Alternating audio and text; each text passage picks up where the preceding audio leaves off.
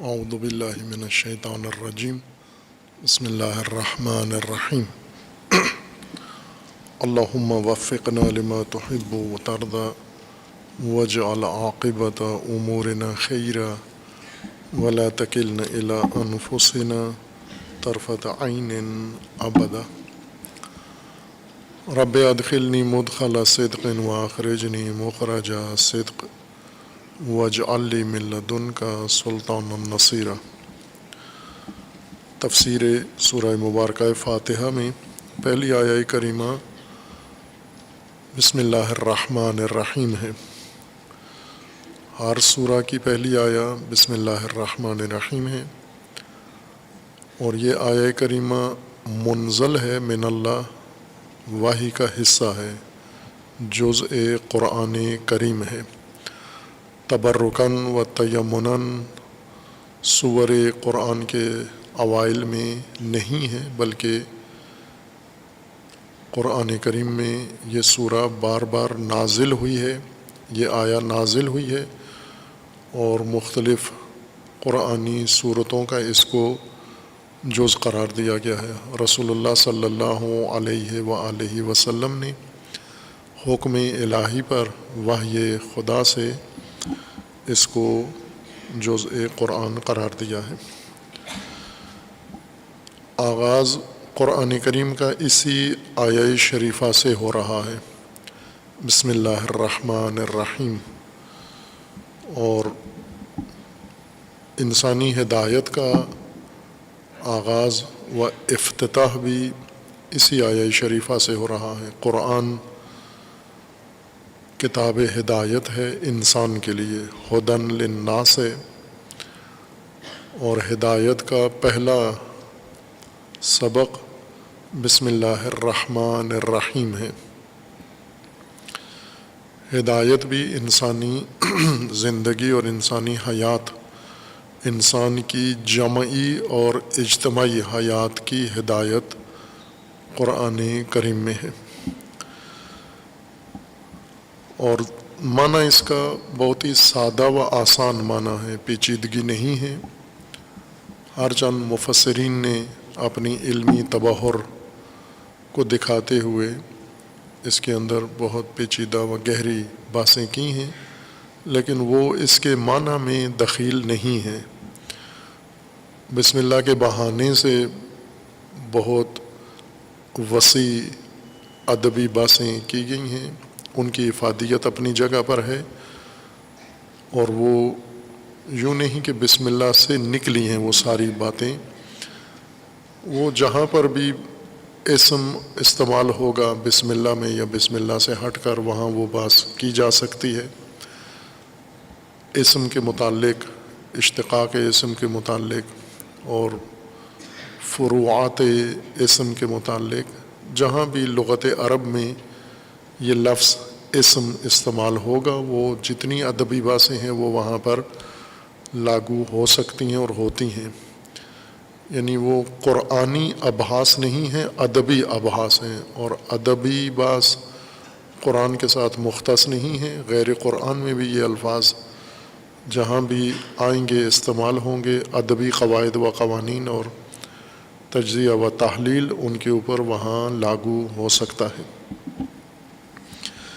بسم اللہ الرحمن الرحیم، اللہ کے نام پر، اللہ کے نام کے ساتھ، اللہ کے نام سے، اور پھر دو صفات ہیں بسم اللہ الرحمن الرحیم میں اللہ جل شانہ کی، اور وہ ہے الرحمن و الرحیم۔ اللہ رحمان و رحیم کے نام سے، اللہ رحمان و رحیم کے نام پر، اور اللہ اور رحمان و رحیم کے نام کی بنیاد پر، یہ اس کا ترجمہ و مفہوم بنتا ہے۔ اللہ کے نام ہدایت انسان کے آغاز میں اسے شروع میں یہ بات سمجھائی گئی ہے کہ مومن انسان جو اس نظام ہستی میں آیا ہے، خلق ہوا ہے، اور اب ہدایت کا سفر اس نے شروع کیا ہے، ہدایت کی پہلی اکائی اللہ کا نام ہے۔ اللہ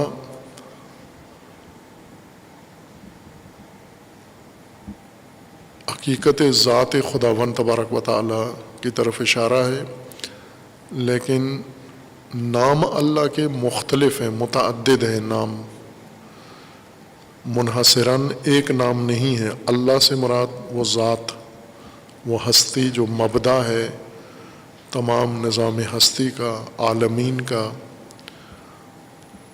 اس کے مختلف صفات ہیں، وہ مختلف نام ہیں، اور سارا نظام ہستی اس کے نام سے چل رہا ہے۔ سورہ ہود کی آیہ شریفہ کے مطابق بسم اللہ الرحمن الرحیم کا معنی یہ بنتا ہے کہ انسانی زندگی کا مبدا اللہ کا نام ہے، انسانی زندگی کا مجرا اللہ کا نام ہے، اور انسانی زندگی کا مرسا اللہ کا نام ہے۔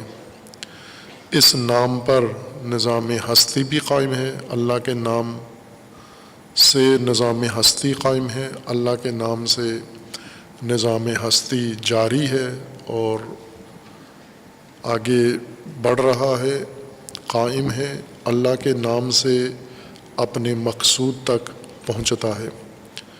جس طرح حضرت نوح علیہ السلام کو اللہ تعالیٰ نے حکم دیا کہ آپ مومنین کی نجات کے لیے کشتی بنائیں، اور اس کشتی کا مجرا اور اس کشتی کا مرسا اللہ کا نام ہے، بسم اللہ مجراہا و مرساہا۔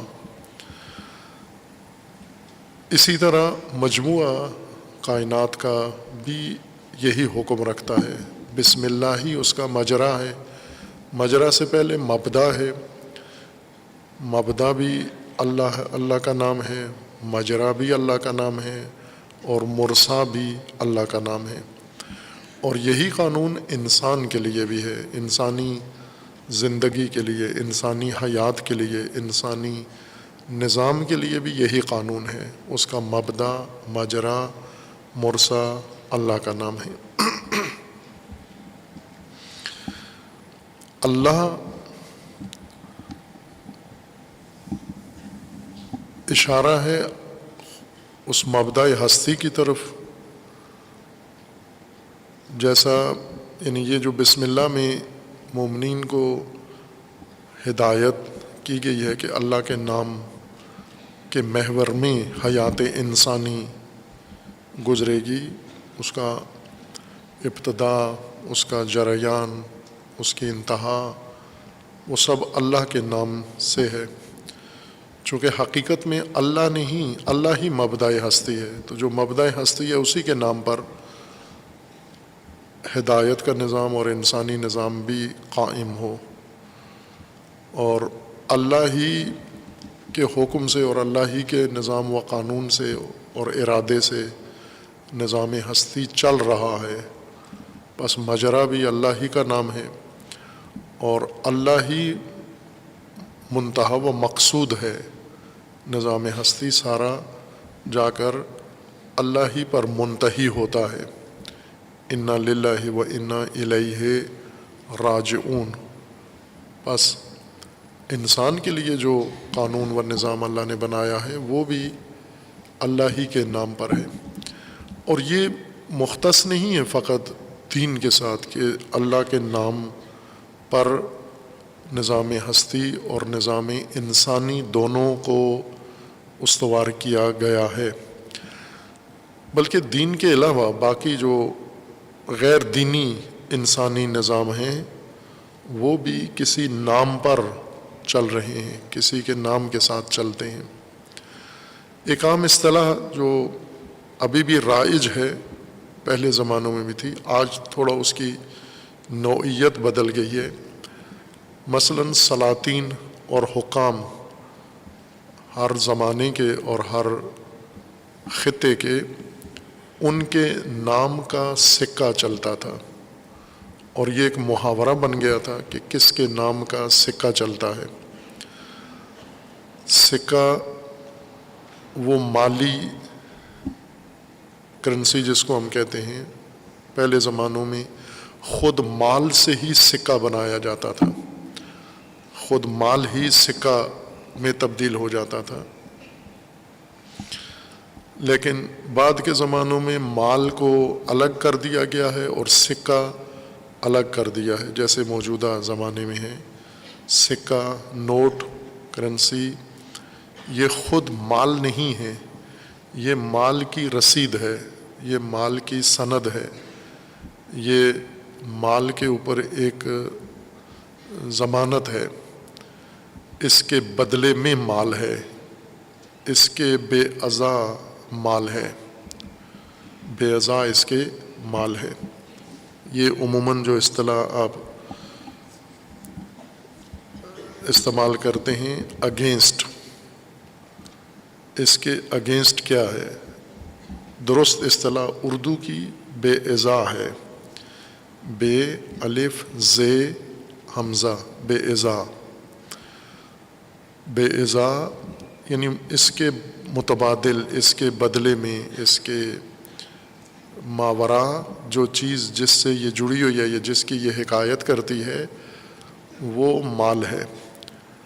مثلاً ہم جاتے ہیں دکان پہ، بازار میں جاتے ہیں، سکہ دیتے ہیں، کرنسی نوٹ دیتے ہیں، اور ہمیں اس کے بدلے میں جو دیا جاتا ہے وہ مال ہے، اور کرنسی کے بدلے میں جو اسے حاصل ہوتا ہے وہ مال ہے، نہ خود یہ سکہ.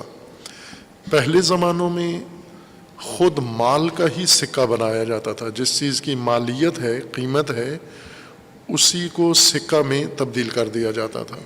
جیسے سونا اور چاندی، یہ قدیم زمانوں کا لین دین کا طریقہ تھا. سکہ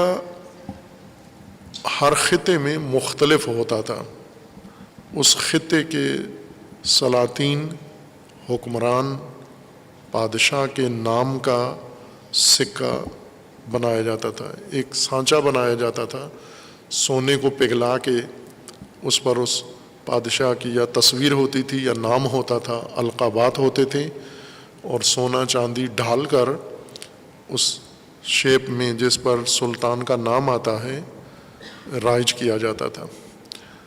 سکہ مالیاتی تبادلے کے لیے، لین دین کے لیے تھا، لیکن یہ سکہ علامت تھا کہ حکومت کس کی ہے، حاکمیت کس کی ہے، فرمان روا کون ہے، فرمان روائی کس کی ہے. سکہ علامت سمجھا جاتا تھا، فرمان روا کے نام کا سکہ چلتا تھا.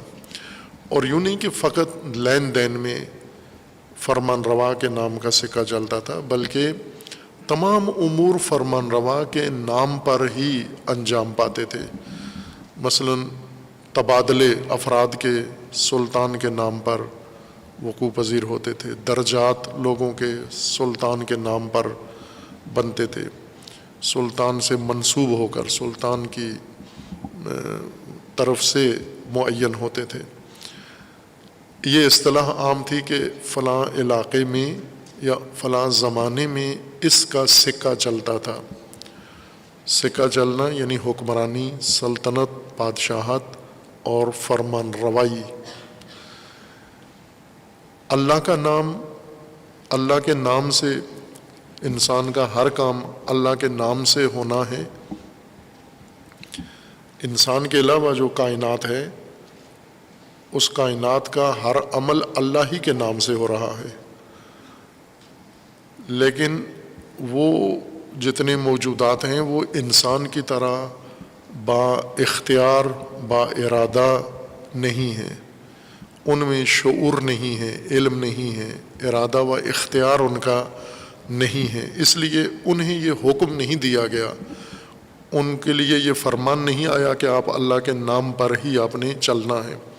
جیسے زمین ہے، زمین کے اندر موجودات ہیں، اور زمین کے ارد گرد جو فضا ہے، منظومہ شمسی ہے، اس کے مختلف قرات ہیں، ستارے ہیں، یہ سب اللہ کے نام پر ہی چل رہے ہیں.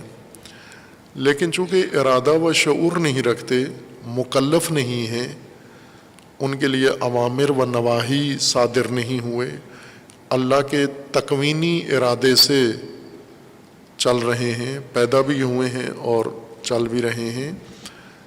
انسان اللہ کے تکوینی ارادے سے وجود میں آیا ہے اور زندگی اللہ کے تشریعی ارادے سے اس نے گزارنی ہے۔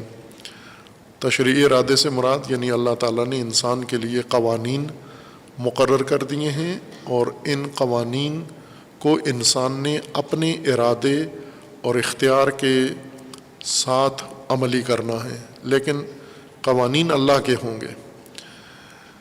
جو کچھ کائنات میں ہو رہا ہے وہی انسان نے کرنا ہے اپنے ارادے و اختیار کے ساتھ۔ یہ جو انسان کو ماموریت ہے یہ تکوینی موجودات کے اندر تکوینی طور پر ودیت شدہ ہے، انہیں مکلف نہیں کیا گیا، چونکہ وہ مکلف نہیں ہیں، وہ فقط مخلوق ہیں اور ان کی ذات میں اللہ کا نام اور اللہ کے نام کے مطابق پیدا ہونا، آگے بڑھنا اور اپنے نظام متعلقہ نظام سے منسلک رہنا، یہ تکوینی طور پر ان کے اندر ودیت شدہ ہے۔ انسان کو تعلیم کے ذریعے، رہنمائی کے ذریعے، ہدایت کے ذریعے مکلف ہونے کی بنیاد پر، با ارادہ اور با اختیار ہونے کی بنیاد پر انسان کو یہ ساری چیزیں سمجھائی جائیں گی اور انسان نے وہ اپنے ارادے سے انجام دینی ہے۔ بس جس طرح مختلف ادوار میں سلاطین کے نام کے سکے چلتے تھے، سلاطین کے نام سے امور مملکت انجام پاتے تھے، رعایا ہر کام سلطان کے نام سے کرتے تھے۔ اللہ کی رعایا، اللہ کی مملکت، اللہ کی سلطنت اور اللہ کی حکومت میں بھی سب کچھ اللہ ہی کے نام سے انجام پانا ہے اور پا رہا ہے۔ تکوینی طور پر سب کچھ اللہ کے نام پر انجام پا رہا ہے، لیکن وہ نام اللہ کا لفظی نہیں ہے، وہ اللہ کا تکوینی نام ہے جس نام کے ساتھ امور تکوینی انجام پا رہے ہیں۔ مثلا صبح و شام جو کچھ ہوتے ہیں تو اللہ کے نام سے ہوتے ہیں، بسم اللہ مجراہا، یعنی اب آغاز میں نہیں وہ مطلب ذکر ہوا، چونکہ وہ پہلا مرحلہ طے ہو چکا تھا، دوسرے مرحلے کے لیے یہ آیا بیان کی گئی، ورنہ بسم اللہ مبداہا و مجراہا و مرساہا۔ تمام کائنات کا یہ قانون ہے، اللہ کے نام سے پیدا ہوتے ہیں، اللہ کے نام سے اپنا وجود جاری رکھتے ہیں، اپنا نظام، اور اللہ کے نام پر ہی جا کر اپنے مقصود تک پہنچتے ہیں۔ اللہ کے تکوینی نام ہیں، اس میں تکوینی خداوند تبارک و تعالیٰ یعنی نظام ہستی اسماء اللہ کے ذریعے چلایا جا رہا ہے۔ اسماء اللہ اللہ کی سلطنت ہے، اسماء اللہ اللہ کی حکومت کا نام ہے، اللہ کی حاکمیت کا نام ہے۔ ہم اس کو اگر انسانی نظام سے تشبیہ دے کر یا مثال دے کر پیش کریں تو جیسے ایک حکومت کے اندر مختلف وزارتیں ہیں اور ہر وزارت ایک خاص امر مملکت کو چلا رہی ہوتی ہے، جیسے وزارت تعلیم ہے، وزیر تعلیم تعلیم کے امور کو چلا رہا ہے، اسی طرح وزارت زراعت ہے وہ کھیتی باڑی، وزارت صنعت ہے اس نے صنایع اور صنعتوں کو دیکھنا ہے، وزارت خزانہ ہے اس نے درآمد و اخراجات کو دیکھنا ہے۔ ہر وزارت کے ذمہ مملکت کا ہی ایک کام ہے، کام تقسیم کر کے ایک ہی حکومت کے اندر وزارتوں سے حکومتیں تقسیم نہیں ہو جاتی، حکومت ایک ہی رہتی ہے۔ اگر 20 وزارتیں ہیں تو ایک حکومت ہے، اس کو 20 حکومتیں نہیں کہتے، حاکم ایک ہے، وزارتیں اس حاکمیت کی تقسیم ہیں، شعبے ہیں۔ اللہ تعالیٰ کی حکومت بھی، مملکت بھی اسی طرح سے چل رہی ہے، وزارتوں کے ذریعے سے۔ اللہ کی وزارتیں، اللہ تعالیٰ کی حکومت کی وزارتوں کے نام کیا ہیں؟ یہ اسماء اللہ ہیں، رحمان، رحیم، محیی، ممیت، قابض، باسط، یہ وزارتیں ہیں اللہ تعالیٰ کے نظام کی، اور یہ اسماء وزیر ہیں، حاکم اللہ کی ذات ہے اور یہ اسماء اللہ کے ہی اسماء ہیں، اور ان اسماء کے ذریعے سے نظام مملکت چل رہا ہے۔ بس نظام ہستی اللہ کے نام سے چل رہا ہے، اللہ کے نام کے ذریعے چل رہا ہے۔ بسم اللہ ہی بنیاد ہے کائنات کی تکوینی طور پر۔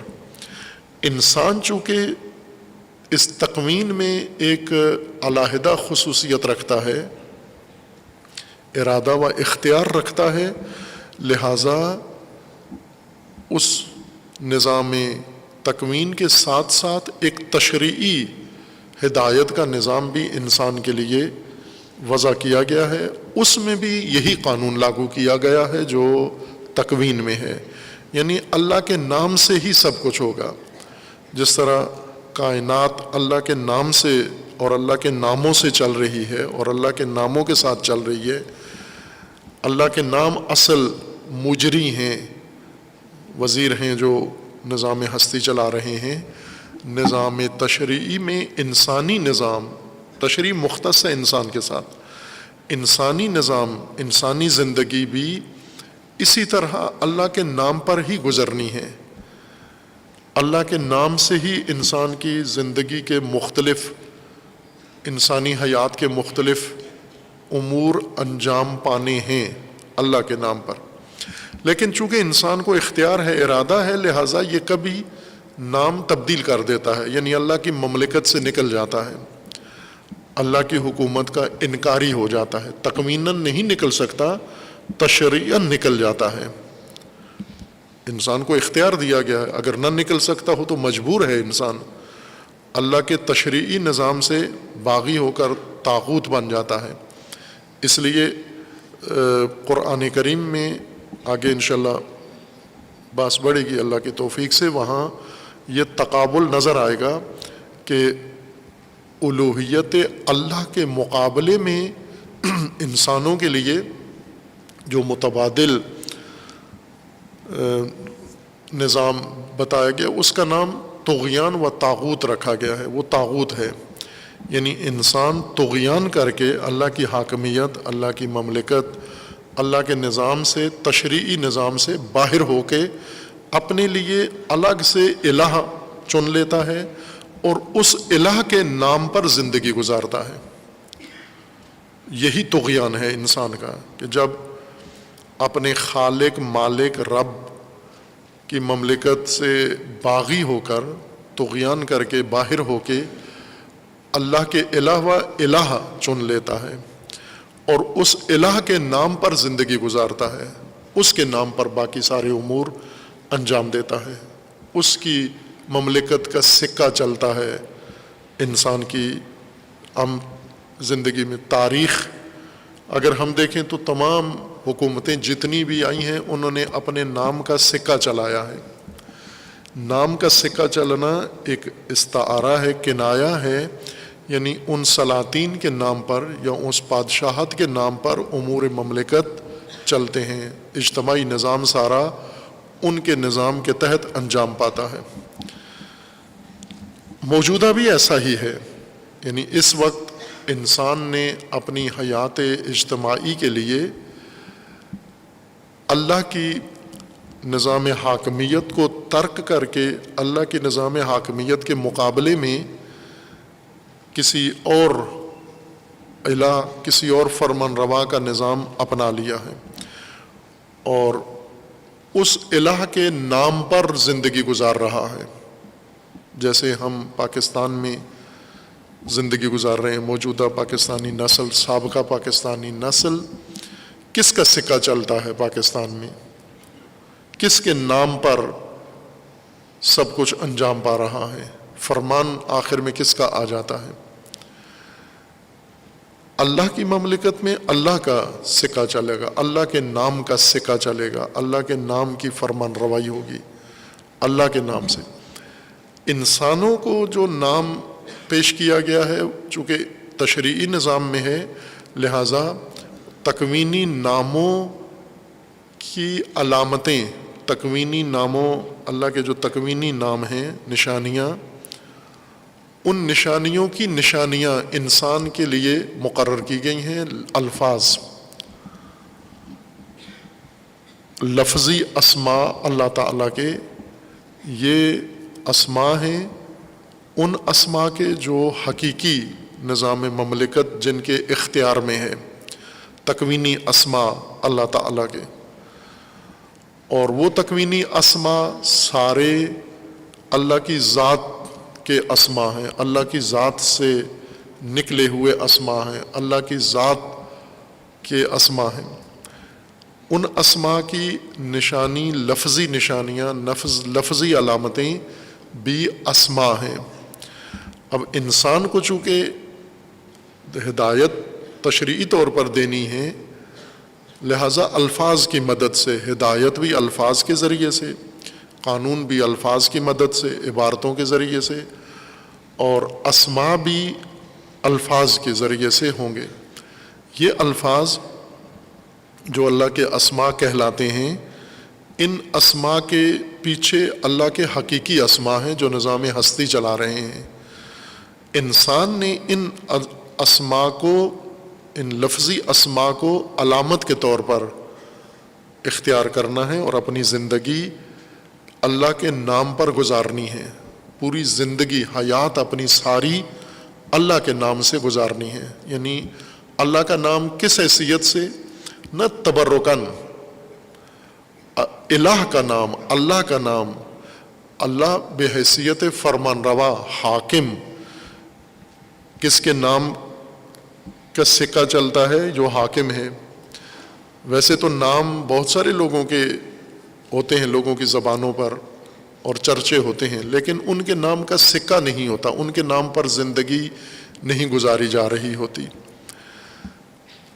جیسے علماء کے نام کثرت سے، مقدس شخصیات کے نام، مشہور شخصیات کے نام، تاریخی شخصیات کے نام، یہ انسانی تاریخ میں اور انسانی تہذیب میں رائج ہیں، متداول ہیں، لیکن ان کے نام کا مطلب یہ نہیں ہے کہ ان کے نام تبرکن ہیں، تعظیمن ہیں، تکریمن ہیں، ان کے نام کی انسان تعظیم کرتا ہے، تکریم کرتا ہے، یا ان کے ناموں سے اپنے آپ کو کوئی تبرک کا مستحق سمجھتا ہے کہ یہ نام لے کر میں گویا کوئی حق ادا کر رہا ہوں۔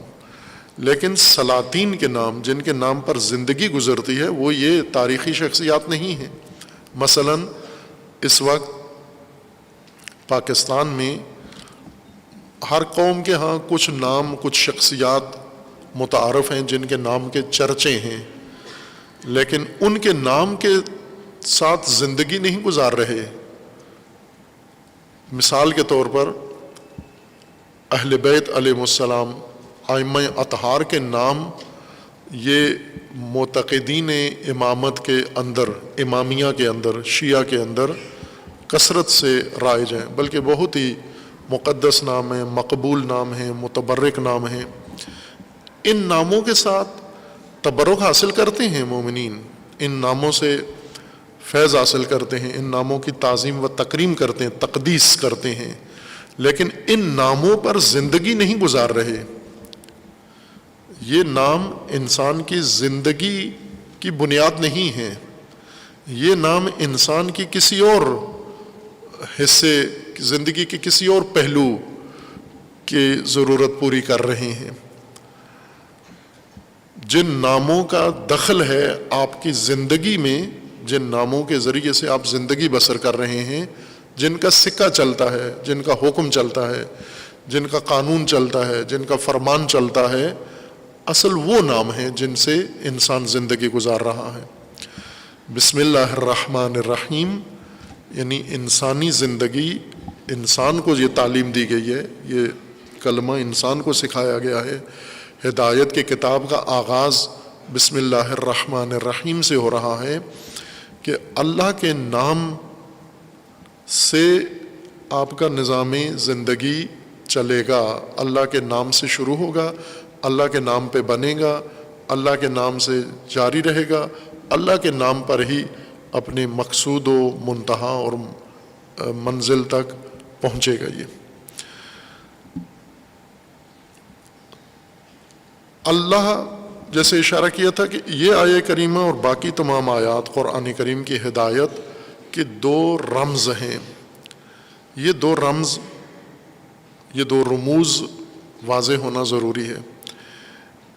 انہی کے ابہام کی وجہ سے ہدایت ہوتے ہوئے کل عدم ہے۔ جیسے دین موجود ہے، قرآن موجود ہے، مومن قرآن کا بھی موجود ہے، دین دار بھی موجود ہے، لیکن ہدایت کے بغیر۔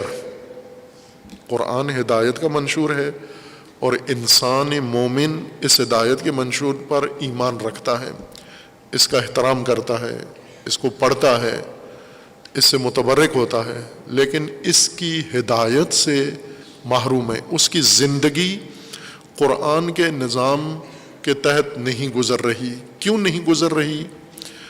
اس کی بنیادی وجہ یہ ہے کہ ہدایت کے جو اصل بنیادیں ہیں ان میں وضاحت نہیں ہوئی، یا واضح تھے لیکن عمدی طور پر یا سہوی طور پر انسان کو ان رموز کے متعلق الجھا دیا گیا ہے، جس میں سے ایک خود یہ عنوان ہے اللہ،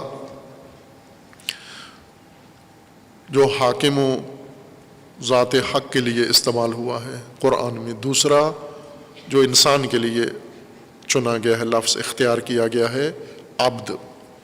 یہ دو الفاظ ہی رمز ہیں تمام ہدایت کے نظام کے لیے۔ تمام دین کی رمز یہ دو لفظ ہیں، اللہ اور عبد۔ اللہ جو عربی لفظ ہے، یہ اس میں بھی اسم کی طرح ادبی باسیں فراوان ہیں۔ شاید کئی مجلدات اگر اکٹھی کی جائیں، یہ ادیبوں کی باتیں جو تفسیر میں یا ادبیات کی کتابوں میں لفظ اللہ کے بارے میں کی گئی ہیں، تو کئی جلدیں بنتی ہیں اور بہت ہی دقیق، دلچسپ اور گہرے مطالب بیان ہوئے ہیں۔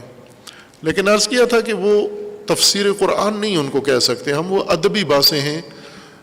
قرآن میں اسم یا اللہ آئے تو بھی وہ باتیں ہو سکتی ہیں، قرآن کے علاوہ کسی جگہ یہ لفظ اسم کہیں بھی لغت عرب میں استعمال ہو تو یہ ساری داستان وہاں دہرائی جا سکتی ہے، بے شک قرآن کے اندر استعمال ہونے والا لفظ اسم نہ ہو مد نظر، کسی کی اور تقریر میں، کسی گفتگو میں اسم کسی کتاب میں لکھا ہوا، تو وہ ساری باتیں ادبی وہاں منتقل ہو جاتی ہیں، ان کا اختصاص نہیں ہے قرآن کریم کے ساتھ۔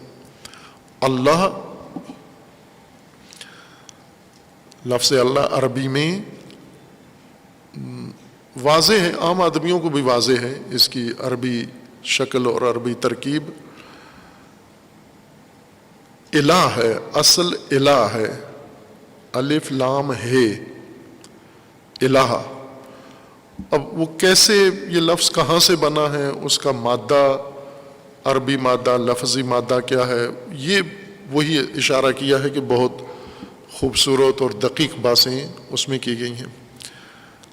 ہمیں اتنی حد تک سمجھنا ہے کہ اللہ، یہ جو الف لام لام ہے آگے آتا ہے لفظ، یہ الف لام اس سے حذف کر کے پڑھیں تو الہ ہے۔ یہ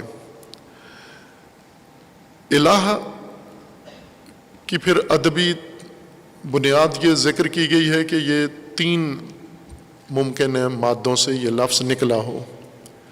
ایک والاہا سے، جیسے اسم کے بارے میں ہے کہ یہ ساماوا سے بنا ہے یا وسما سے بنا ہے، سموو سے بنا ہے یا سما و وسم سے بنا ہے۔ یہ دونوں صورتوں میں مختلف ہو جائیں گی، معنی مختلف ہو جائے گا اور مقصود مختلف ہو جائے گا۔ دونوں کا ایک معنی نہیں ہے کہ اگر اسم سماوا سے نکلا ہے، سموو سے نکلا ہے تو بھی وہی معنی ہے، وسما سے نکلا ہے تو بھی وہی معنی ہے، نہ، سموو سے ہونے کی صورت میں اور معنی ہے، وسم سے ہونے کی صورت میں اور معنی ہے اس کا۔ اسی طرح الہ، والہ سے یہ کلمہ الہ لفظی طور پر تشکیل پایا ہے، یا الہ سے یا آلہہ سے بنا ہے۔ یہ आलेहा एक मादा इसका जिक्र किया गया है कि ये आलेहा से तश्कील पाया है, एक आलाहा से बना है, अलिफ लाम है और तीनों के ऊपर ज़बर, और एक वालाहा से बना है, इब्तदा में वाव हो, लाम और है, तीनों के अलग माना है, तीनों मादे के अलग माना है। अब जाहिर है कि जब बुनियाद में आप एक कन्फ्यूजन ईजाद कर देते हैं किसी चीज़ के कि अल्लाह, लफ्ज़ अल्लाह तीन मादे उसके पीछे मुहतमल हैं कि इन तीन में से किसी एक से लफ्ज़ अल्लाह, चौथा भी एहतमाल है, बाज़ अहले लुग़त ने ज़िक्र किया है कि ये सिरे से इलाह अरबी लफ्ज़ नहीं है, ये इबरी लफ्ज़ है और इसको तारीब किया गया है। और ऐसे बहुत सारे अल्फाज हैं कुरान करीम के अंदर इस्तेमाल हुए हैं जिनकी बुनियाद अरबी नहीं है, उनकी किसी और लुग़त से इस लुग़त में अल्फाज आए हैं। और ये लुग़त शनासी में बहुत अहम कदम है कि ये लफ्ज़ असल किस लुग़त का था, वहाँ किस माना में इस्तेमाल होता था, वहाँ से दूसरी लुग़त का जुज़ बना, तो क्या वही माना जो उसका पहली लुग़त में था वही दूसरी लुग़त में भी हुआ, या दूसरी लुग़त में आने के बाद उसके माना में तब्दीली आ गई है। जैसे बहुत सारे अरबी के लफ्ज़ उर्दू में इस्तेमाल होते हैं और वो मानी जो अरबी में थे वो नहीं हैं, उर्दू में आने के बाद इनके मानी बदल गए हैं। जैसे मिसाल दी फ़तह है, उर्दू में आके फ़तह हो गया है और माना ही बदल गया है वहाँ। जैसे दावत है, अरबी में लफ्ज़ अरबी है, उर्दू में आके वहाँ दावत का कुछ और माना है, यहाँ दावत का कुछ और माना है। ये लुग़ात के अंदर ज़रूरी है। कुरान चूँकि इंसानी ज़बान में ये हिदायत का मजमूआ पेश किया गया है अरबी में, और अरबी अल्फाज को हिदायत के लिए सांचा कालब बनाया गया है, तो अरबी अल्फाज की बुनियाद और उनके मानी इस हिदायत को समझने में मुअस्सिर हैं, वो बुनियादी उनका किरदार है। अगर इन मानी से सरफ़ नज़र करेंगे हम, फिर ये मानी नहीं समझ सकते। तो चार मबना इस इलाह के लफ्ज़ के अंदर हैं कि ये इबरी लफ्ज़ है, अरबी है ही नहीं। अरबी के अलावा जो बनी इसराइल की ज़बान थी, यहूद व नसारा की, इबरी, जिसमें तौरात नाजिल हुई, जिसमें इंजील नाजिल हुई, वो आसमानी किताबें अरबी में नहीं थीं, इबरी में थीं। वो आसमानी किताबें वही ही इबरी में नाजिल हुई। यूँ नहीं है कि अल्लाह के यहाँ सिर्फ़ अरबी की फ़ैकल्टी है और बाकी ज़बानें वहाँ नहीं हैं, अल्लाह की तरफ से जो कुछ आएगा अरबी में ही आएगा ना। पहले अरबी से पहले इबरी में आता था सब कुछ, और उससे पहले जो ज़बानें थीं इबरी से भी पहले दीगर अंबिया किराम और दीगर अक़वाम में उनकी ज़बानों में वही नाजिल होती थी। यानी जब लफ्ज़ी शक्ल दी जाती थी, लफ्ज़ी लिबास हिदायत के मंशूर को पहनाया जाता था, तो उस कौम की ज़बान में वो हिदायत पेश की जाती थी। तो मानी उनके वही जो राइज मानी लोगों के अंदर थे, उन्हीं मानी के मुताबिक ये हिदायत भी पेश होती थी। इलाह का एक माना जो कसरत से किया जाता है और फिर उसमें इबहाम छोड़ दिया जाता है, जो इबहाम आगे बाकी सारे कुरान फहमी पर मुअस्सिर साबित होते बल्कि पूरे दीन पर असरअंदाज है, वो ये है कि इलाह का मतलब होता है माबूद। चार मादा उसके ज़िक्र किए गए हैं, चारों का माना माबूद नहीं होता, एक का माना माबूद है। अगर वालाहा से बना हो तो माबूद माना नहीं होता, अगर इबरी से लिया गया हो तो भी इसका माना माबूद नहीं है, अगर आलिहा से बना हो तो भी इसका माना माबूद नहीं है, बल्कि आलाहा से अगर ये निकला है ये लफ्ज़ अल्लाह, फिर इसका माना माबूद बना है। लेकिन आलाहा से अगर ये लफ्ज़ बना है अल्लाह, अलिफ लाम इलाह पर आलाहा याह लहो से बना है, और फिर उससे अलिफ लाम इलाह मसदर बना है और उसके ऊपर अलिफ लाम चढ़ाकर الہ کر دیا گیا ہے، پھر ادغام قاعدہ عربی کے مطابق حذف و ادغام کے نتیجے میں اللہ بن گیا ہے، اس صورت میں اس کا معنی معبود بنتا ہے، لیکن نہ کہ معبود اس مادہ کا اصل معنی ہے، بلکہ یہ تحلیل سے معبود کی طرف پلٹایا گیا ہے، تحلیل کے ذریعے سے۔ اصل مادے کا معنی معبود نہیں ہے، الہ کا معنی،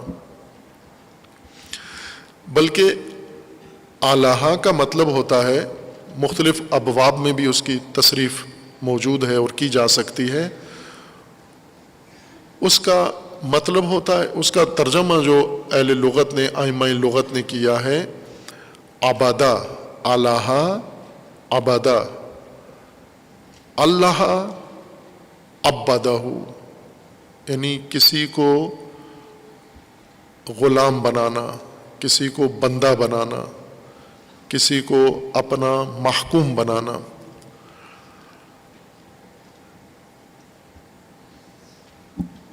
جیسے پہلے اشارہ کیا کہ الہ اور عبد یہ دو رمزیں ہیں، یہ کھلنی ضروری ہیں۔ الہ کے معنی میں بھی لفظ عبد و عبدہ ماخوذ ہے، چونکہ الہ کا مطلب آپ نے معبود کیا ہے، پھر تحلیل کے ذریعے کیا ہے۔ الہ کا مطلب ہوتا ہے عبد، عبدہ یا عبد، لیکن آپ تو معبود کیوں معنی کرتے ہیں؟ وہاں پر علماء یہ توجیہ کرتے ہیں یہاں کہ جیسے کتاب مصدر ہے، کتاب لکھائی، لیکن جب بھی کتاب کہا جائے تو لکھائی آپ مراد نہیں لیتے، بلکہ مکتوب، جس میں لکھا ہوا ہو یا وہ لکھائی شدہ جو چیز ہے عبارت، وہ مراد لیتے ہیں آپ۔ کتاب جب کہتے ہیں تو معنی مکتوب کرتے ہیں آپ۔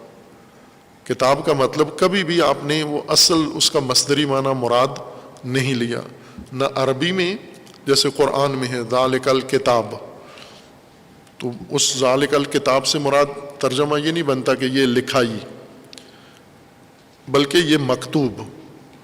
اسی طرح عربی سے ہٹ کر فارسی اردو میں جب کتاب کہتے ہیں آپ تو مکتوب ترجمہ کرتے ہیں، یا جیسے امام آپ کہتے ہیں امام، لیکن مقصود اس سے محتم بے کرتے ہیں، یعنی جس کی اقتداء کی جائے، اقتداء شدہ، جس کے پیچھے چلا جائے، مقصود وہ لیتے ہیں آپ۔ اور اس طرح کے بہت سارے الفاظ ہیں جن میں آپ لفظی صیغہ یا لفظی شکل کچھ اور استعمال کرتے ہیں، معنی اس کی مفعولی حالت کا یا معنی اس کے دوسرے مبنا کا لیتے ہیں آپ، صیغہ کا لیتے ہیں۔ الہ کو اس طرح تحلیل کر کے معبود بنایا گیا ہے، ورنہ خود الہ معبود نہیں ہے معنی اس کا۔ پہلے اس کا معنی بنایا گیا کہ اس کا معنی ہے عبادہ، لیکن جب الہ بنا ہے مصدر اور اس کو استعمال کرتے ہیں آپ تو بے معنی ہی معبود ہے، جس کی عبادت کی گئی ہو۔ اور یہ بھی معنی کہ عبادت جس کی گئی ہو اس کا اصل معنی نہیں ہے الہ کا، یہ اس کا لازمہ ہے۔ الہ کا مطلب یہ ہوتا ہے کہ انسان نے کسی کو اپنا حاکم چنا ہے، محکوم بننا، فرمانبر بننا، فرمانبری ہے اصل معنی عبادہ کا، فرمانبری، کسی کے فرمان لینے کے لیے اپنے آپ کو مہیا کر دینا۔ عبادہ بھی عربی لفظ ہے، اور عبادہ کا مطلب عبادت نہیں ہے، بندگی بھی نہیں ہے۔ عبادہ کا مطلب ہوتا ہے کسی سخت تین چیزوں میں استعمال ہوتا ہے، جانوروں میں، پودوں میں اور راستوں میں۔ عرب یہ لفظ استعمال کرتے تھے قرآن سے پہلے اور بعد میں بھی کرتے ہیں، فصیح عربی میں ابھی بھی کرتے ہیں۔ ناہموار راستہ، سنگلاخ راستہ، جہاں پر چلنا مشکل ہو۔ آج کل کی مثال دیں تو زیادہ بہتر ہے پرانی مثالوں کے بجائے۔ سڑکیں بنانے کے لیے جو کام آپ کرتے ہیں عرب اس کو دقیقاً اسی کو ابدا کہتے ہیں، یہی ابدیت ہے۔ سڑک بنانا یعنی ناہموار جگہ جس میں ٹیلے ہیں، پتھر ہیں، کھائیاں ہیں، سنگلاخ ہے، رکاوٹیں ہیں، درخت ہیں، بالکل راستہ چلنے کے قابل نہیں ہیں، اس کو محنت کر کے کاٹ کے مشینیں لگا کے اور ہموار کرنا سڑک بنانے کے لیے، آپ دیکھیں، دیکھا ہوا ہے یہ منظر، آپ سب نے دیکھا ہوا ہے۔ لغتاً عبادت آپ سب نے دیکھی ہوئی ہے، لغوی عبادت، وہ جو آپ کرتے ہیں وہ بھی آپ کی دیکھی بھالی ہے، لیکن جو لغت میں جس کو جو کام انجام پا رہا ہے کہ موٹر وے بنانی ہے، پہاڑوں سے، جنگلوں سے، وادیوں سے، گھاٹیوں سے، ندی نالوں سے سڑک بنانی ہے، تو اس کو پہلے زمین کو ہموار کرتے ہیں، اس کے نشیب میں مٹی ڈال کے اوپر لے کر آتے ہیں اور اس کے فراز ٹیلے کاٹ کے انہیں ہم سط بناتے ہیں، یہ ایک کام کرتے ہیں ہموار کرنا۔ دوسرا کام یہ کرتے ہیں کہ اس کو پختہ بھی کرتے ہیں، سڑکیں بنانے کے لیے اس کی ایک بنیاد بناتے ہیں، اس مٹی کو کوٹتے ہیں، کمپیکشن کرتے ہیں تاکہ دھنس نہ جائے اوپر، جب اس کے گاڑیاں چلیں تو گاڑیاں بیٹھ نہ جائیں، راستہ نیچے یا پانی کی وجہ سے دھنس نہ جائے نیچے، اس کو نیچے سے بنیاد اس کی مضبوط بناتے ہیں، مٹی کے اوپر کوٹ کے اس کو مشینوں کے ذریعے سے اس کی جو گنجائش ہوتی ہے بیٹھنے کی وہ ختم کر دیتے ہیں۔ تیسرا کام یہ کرتے ہیں کہ اس کے اوپر، راستے کے اوپر چلنا کس نے ہے؟ حیوانات نے چلنا ہے، انسانوں نے چلنا ہے، یا گاڑیوں نے چلنا ہے؟ تو سڑکیں، پکی سڑکیں گاڑیوں کے لیے بناتے ہیں۔ گاڑیوں کے لیے سڑکیں ملائم، چونکہ پہیے ہیں گاڑیوں کے، صنعتی ٹائروں کے ذریعے سے ان کو چلایا جاتا ہے ٹائروں کے اوپر، تو ٹائر کے لیے بہترین راستہ، ملائم راستہ، نرم راستہ، ہموار راستہ وہ سڑک ہے، کارپیٹڈ سڑک ہے، جس کو پہلے مٹی اور روڑا اور سارا ڈال کے مضبوط کر کے اوپر اس کے تارکول ڈال کے اور بجری ڈال کے اور اس کے اوپر رولر چلا کے پالش کر دیا جائے۔ یہ پالش کیا ہوا روڈ شروع سے زمین کاٹنے سے لے کر پالش کرنے تک جو کام ہوا ہے یہ تعبید ہوئی ہے، راستے کو معبد بنایا گیا ہے، ہموار کرنا، چلنے کے قابل بنانا، اس کو مہیا کرنا تاکہ اس پر چل سکیں۔ ابھی گاڑیوں کے لیے راستے بنتے ہیں، صنعتی دور سے پہلے جب مویشیوں کا دور تھا اور زرعی دور تھا، زراعت اور کھیتی باڑی اور مویشیوں کے ذریعے گاڑیوں کا کام مویشی کرتے تھے، اس زمانے میں بھی راستے درکار ہوتے تھے۔ ان راستوں میں چونکہ وہ گھوڑوں کے لیے، اونٹوں کے لیے وہ ہوتے تھے، سڑکیں اونٹوں کے لیے بھی مضر ہیں، اونٹ کا پاؤں سڑک کے اوپر جب پڑتا ہے تو نیچے سے اس کو نرمی نہیں ملتی، وہ پریشر اوپر، یعنی اونٹ کا وزن، اس کے اوپر لادا ہوا وزن، سڑک اس کی مدد نہیں کرتی بلکہ سارا دباؤ سڑک واپس پاؤں میں منتقل کر دیتی ہے، اور جلدی تھک جاتا ہے اونٹ جب سڑک پہ چلتا ہے۔ تو اگر ویسے 5 کلومیٹر چلتا ہے تو سڑک پر آدھا کلومیٹر بعد اونٹ کے پاؤں جواب دے جاتے ہیں، چونکہ اوپر جو اس کا اپنا وزن ہے اور اس کے اوپر جو لوڈ لادا گیا ہے اس کا وزن ہے، یہ وزن اس کے پاؤں میں جا کر اور واپس سڑک سخت ہونے کی وجہ سے واپس پاؤں میں منتقل ہو جاتا ہے اور اس کے جوڑ درد کرنا شروع کرتے ہیں۔ گھوڑے، سڑکیں ان کے لیے نہیں ہیں موزوں، چونکہ ان کے نال، ایک تو یہی مشکل گھوڑوں کو آتی ہے جو اونٹ کو آتی ہے، دوسری مشکل یہ ہوتی ہے کہ اس کے نال اور اس کے پاؤں بالکل نابود ہو جاتے ہیں، سڑک گھسا دیتی ہے اس کو، گھس کے بالکل ختم ہو کے زخم ہو جاتے ہیں اس کے پاؤں کے نیچے۔ جانوروں کو چلنے کے لیے نرم راستہ چاہیے، یعنی زمین ہو خاکی، ریت بھی نہ ہو، پتھر بھی نہ ہو، زمین کی کیفیت اتنی ہو کہ جب گھوڑا پاؤں رکھے تو تھوڑا سا پاؤں اس کے اندر چلا جائے، یعنی نیچے سے سختی سے پاؤں کو چوٹ نہ لگے بلکہ زمین سہ لے، وہ وزن گھوڑے کے پاؤں کا زمین خود اپنے اندر سہ لے، لہذا نشان پڑ جاتا ہے گھوڑا جب زمین پہ چلتا ہے مٹی پر. یہ سب سے آرام دہ چیز جانوروں کے لیے مٹی ہے. ماربل پتھر نہیں ہیں، اینٹیں ٹائلیں نہیں ہیں. یہ بھینسیں اکثر جو سولنگ یا ان کے لیے سخت جگہ بنا کر باڑوں میں ان کو رکھتے ہیں تو وہ زخمی ہو جاتی ہیں. ان کے لیے سب سے آرام دہ چیز جانور، ہر جانور کے لیے مٹی ہے. جتنی نرم مٹی ہوگی، آپ مشاہدہ ویسے جانوروں کو کریں، جانور کو جب اپنے حال پر چھوڑیں، گدھا سڑک پہ دوڑتے دوڑتے جب اس کو کھولیں تو سڑک سے ہٹ کر سائیڈ میں، سڑک کے سائیڈ میں مٹی ڈھونڈتا ہے اور اس میں جا کے پھر بیٹھ بھی جاتا ہے، لوٹتا پوٹتا بھی ہے اور خوب وہاں آپ کے بقول انجوائے کرتا ہے. چونکہ اصل اس کے لیے بستر یہی مٹی ہے، نرم اعلیٰ مرائم بستر ہے اس کے لیے، چارپائی نہیں چاہیے. اسی طرح بھیڑ بکریاں ہیں، وہ جہاں نرم مٹی دیکھتی ہیں وہیں بیٹھ کے آرام کر لیتی ہیں. گائے بھینس ہیں، جتنے جانور ہیں، گھوڑے اونٹ ہیں، سارے ان کی پسندیدہ چیز مٹی، ہموار مٹی ہے. راستے ان کے اس مزاج کے مطابق ہموار بنائے جاتے تھے.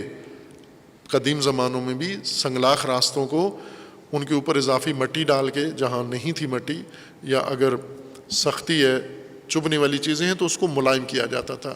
یہ ملائم، نرم، سیدھے اور ہموار راستے بنانا، ان خصوصیات کے ساتھ، سیدھا راستہ، ہموار راستہ اور نرم راستہ، اس کو تعبد کہتے تھے.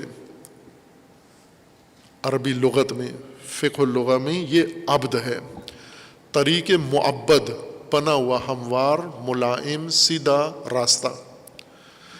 اور یہی اصطلاح عرب استعمال کرتے تھے اونٹوں کے لیے بھی، گھوڑوں کے لیے بھی، چونکہ یہ جانور ہیں اور ان کے اندر حیوانی خصلت یہ ہے کہ رام نہ ہو. جانور کو انسان سدھاتا ہے، رام کرتا ہے، یعنی اس کی حیوانی صفات کو ختم کر کے اس کے اندر ایک اطاعت کا مادہ انسان ایجاد کر دیتا ہے، یا اس کو مار کے، ڈنڈے مار کے، یا اس کو کھلا کے، چارہ کھلا کے اپنی ایما پر اس کو آمادہ کر لیتا ہے، مزاج اس کا. سکھایا گیا گھوڑا، سدھایا گیا گھوڑا ایسا جس پر کوئی بھی بیٹھ جائے، بچہ بیٹھ جائے، کوئی عورت بیٹھ جائے، کوئی بوڑھا بیٹھ جائے، بہت آرام، سر جھکایا ہوا شریف النفس گھوڑا، یہ اپنے سوار کو لے کر اپنی منزل پر آرام سے جا کے گراتا نہیں. اگر بعضوں کو ہوتا ہے بوڑھا یا مریض، اس کے اوپر گرنے کی حالت میں ہو جاتا ہے. نسلی اور سدھایا ہوا گھوڑا جب دیکھتا ہے کہ میرا سوار گر رہا ہے، وہ خود نیچے سے مدد کرتا ہے اس کی کہ یہ نہ گرے.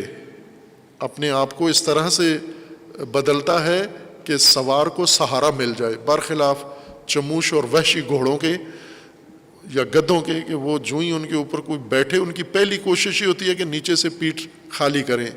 یعنی جس جگہ پر سوار کا وزن ہے، نشست ہے، وہاں سے پیٹھ کھسکا لیتا ہے گدھا. گرے ہوں گے آپ گدھوں سے اگر بیٹھے ہیں تو. وہ اسی قانون کے تحت ہوتا ہے کہ آپ اپنا وزن جس نقطے پہ ڈالتے ہیں، چونکہ آپ کے پاؤں زمین پر تو نہیں ہوتے، گدھے کے اوپر ہیں، اور گدھے کو پتہ ہے کہ یہ اپنا وزن جہاں اس نے ڈال دیا ہے، یہاں سے یہ آگے پیچھے نہیں کر سکتا، اسی جگہ پر یہ وزن رہے تو یہ بیٹھا رہے گا. تو وہ نیچے سے اپنی پیٹھ کھسکا لیتا ہے. آپ تھوڑے سے چند انچ وزن آپ کا اس کی پیٹھ سے دائیں بائیں ہو جاتا ہے، وہیں سے آپ گر جاتے ہیں وہاں پر. یہ وحشی گھوڑوں کا، جنگلی گھوڑوں کا، گدھوں کا یہ قانون ہے. ان کو رام کیا جاتا ہے، سدھایا جاتا ہے، ان کی چموشی ختم کی جاتی ہے، ان کا وحشی پن ختم کیا جاتا ہے، اور اس کے وحشی مزاج کے برخلاف اس کو سکھا کے، سکھلا کے، سدھا کے، رام کر کے بالکل اس کو سواری کے یا وزن اٹھانے کے لیے آمادہ کر دیا جاتا ہے. اس کو کہتے ہیں یہ ابل یا جمل معبد ہے.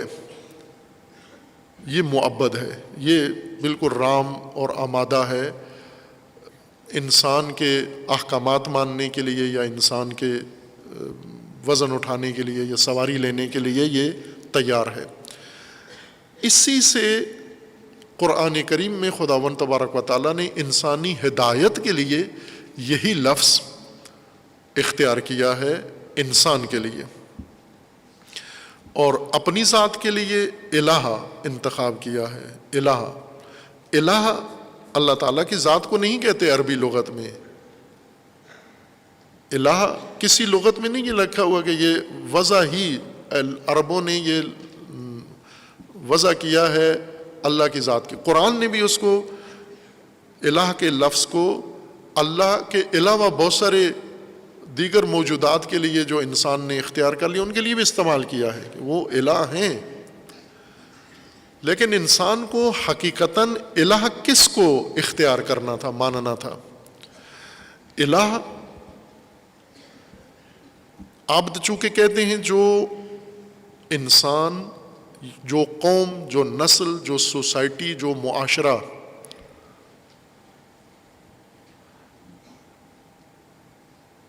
رہنمائی کے ذریعے، علم کے ذریعے، معرفت کے ذریعے، شعور کے ذریعے، عقل کے ذریعے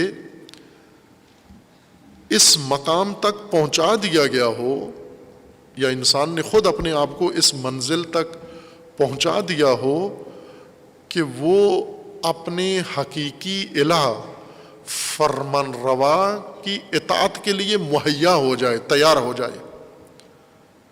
تیار انسان اطاعت، فرمان روا کی اطاعت کے لیے تیار انسان کو عبد کہتے ہیں۔ جس طرح سفر کے لیے تیار راستہ معبد، طریق معبد ہے، سواری کے لیے تیار حیوان وہ ابل معبد ہے یا ناقہ معبدہ ہے، اسی طرح انسان فرمان بری کے لیے، فرمان حاکم کی محکومیت کو قبول کرنے کے لیے تیار ہو جائے۔ حاکم کو محکوم چاہیے، محکوم جس پر حکومت کی جائے، جس پر حکم جاری کیا جائے۔ حاکم حکم دینے والا، محکوم حکم لینے والا، جس پر حکم جاری کیا جائے۔ محکوم کو، حکم لینے والے کو عبد کہتے ہیں، یعنی جو آمادہ ہو، حکم لینے کے لیے آمادہ ہو گیا ہو اور اس کو آمادہ کر دیا گیا ہو، یہ عبد ہے۔ عبد کا کس کے مقابلے میں عبد ہے؟ الہ کے مقابلے میں عبد ہے۔ الہ کون ہے؟ جو حکم دیتا ہے، جس کی اتھارٹی، جس کی حیثیت حاکم کی ہے، جو حاکم حکم دے سکتا ہے بطور فرمان روا۔ جب وہ حکم دے، یہ فوراً اس کو حکم کو قبول کر لے اور اس کی اطاعت میں آ جائے، یہ عبد ہے۔ اب یہی لفظ الہ پھر اس سے اسی ادبی ترکیب کے مطابق جو مفسرین نے ذکر کی ہے، یہ اللہ بنا ہے۔ اللہ مخصوص ہے ذات حق تعالیٰ کے لیے، الہ عام ہے۔ الہ فرمان روا، مقتدر، جس کا حکم چلتا ہو، جو اپنا حکم نافذ کر سکتا ہو، اس کو الہ کہتے ہیں۔ جس کے پاس اتنی قدرت ہو، طاقت ہو، حکم دے سکتا ہو اور حکم کو نافذ کر سکتا ہو، یہ مقتدر فرمان روا، اس کو الہ کہتے ہیں۔ اور اس کے مقابلے میں عبد ہے، الہ کے مقابلے میں عبد ہے۔ عبد یعنی آمادہ فرمان برداری کے لیے۔ خب اب یہ جن اہل لغت نے معنی کیا ہے الہ کا معبود، وہ اس تحلیل کے نتیجے میں کیا ہے، نہ وہ جو رائج عبادت کا معنی ہے، پرستش اور پوجا۔ معبود جس کی پوجا کی جائے اس کو نہیں کہتے معبود۔ عبد جس کے فرمان روائی کے لیے تیار ہو گیا، معبود یعنی جس کی اطاعت کے لیے لوگ تیار ہیں، جو اپنی فرمان روائی، اس نے سلطنت قائم کی ہے، اس کی حاکمیت ہے اور اس کی سلطنت میں اس کے احکام ہیں، ان احکام کو ماننے کے لیے لوگ تیار ہیں، معاشرہ تیار ہے، قوم تیار ہے۔ یہ تیار قوم عبد ہے وہ حاکم جس کے لیے یہ تیار ہیں وہ ان کا الہ ہے، کوئی بھی ہو۔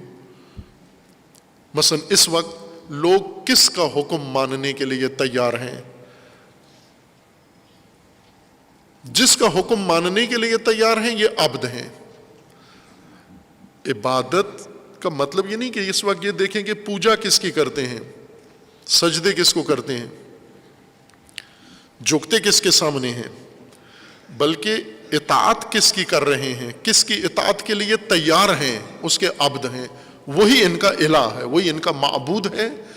یعنی اس کی اطاعت و فرمانبری کے لیے جب یہ تیار ہے تو وہ ان کا معبود بن جائے گا۔ یا اس، اب دونوں ہو سکتا ہے، یا لوگوں نے اس کو الہ کا درجہ دے دیا ہے یا اس نے لوگوں کو اپنا محکوم بنا لیا ہے، دونوں کام انسان کرتے ہیں۔ بعض جگہ جیسے یہ پیر ہیں اصل، یا اپنے طاقت و زور سے یہ نہیں لوگوں کو اپنا پیروکار بناتے، لوگ ان کو پیر بناتے ہیں، لوگ ان کو اپنا حاکم و بزرگ مان لیتے ہیں، لوگ بناتے ہیں۔ قرآن میں بھی ہے کہ جہنم میں جا کر یہ کہیں گے کہ لوگوں نے ان کو بنا لیا تھا، یہ تھے نہیں، لوگوں نے ان کو بنا دیا۔ اور بعض جگہ پر یہ ہے کہ انہوں نے لوگوں کو اپنا عبد بنا لیا، انہوں نے لوگوں کو محکوم بنا لیا، انہوں نے لوگوں کو تیار کر لیا ذہنی طور پر یا جسمانی طور پر، قومی طور پر، کہ یہ ان کی بات مانیں، اس وجہ سے یہ ان کے حاکم ہیں۔ اور اس لفظ کو کثرت سے قرآن کریم نے اس تناظر میں استعمال کیا ہے، الہ کو۔ ہم چند آیات میں الہ کا استعمال دیکھیں اور پھر رہنمائی اللہ تعالیٰ کی طرف سے ہماری انسانوں کی، کہ پہلی چیز جو آپ نے شروع ہدایت کرنی ہے وہ تشخیص الہ ہے، تشخیص الہ ہے، انتخاب الہ ہے۔